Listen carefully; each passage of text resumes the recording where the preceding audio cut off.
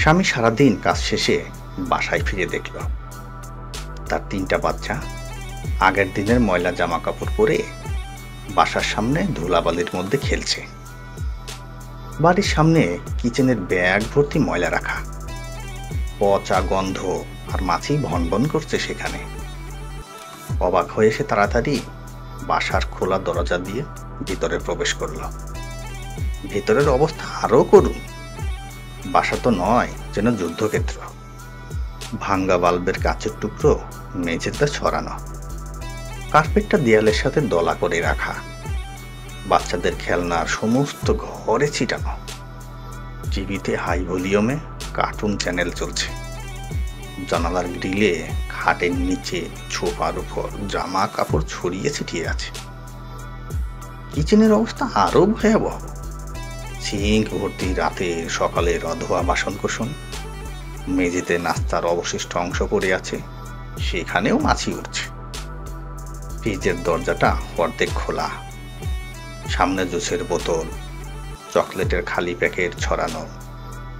এসব দেখে লোকটা বলে উঠল, ই আল্লাহ, এ কি অবস্থা! ওদিকে বাথরুম থেকে পানি পড়ার শব্দ। ভাবল বউ বুঝি সেখানে। গিয়ে দেখে বাথরুমের খোলা দরজা দিয়ে পানি উপচে পড়ছে।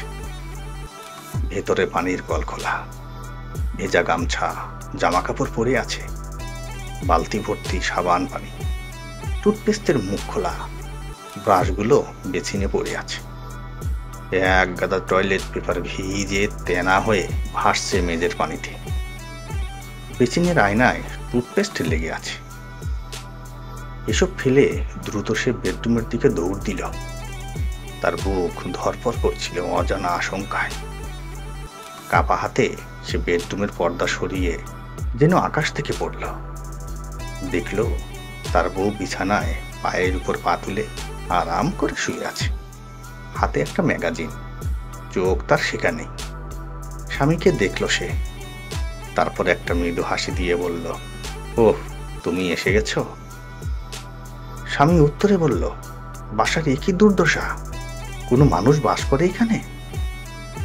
বউ আরো একবার মুচকে হাসি দিয়ে বলল, তুমি তো প্রায়ই আমাকে বলো যে বাসা থেকে সারাদিন আমি কোন কাজটা করি। স্বামীর মনে পড়ল, হ্যাঁ তাই তো, গতকালও বউকে বলেছিল। স্বামীর অবাক মুখের সামনে বউ এবার বলল, তাই তো আমি রোজ যা যা করি তা আজকে করিনি।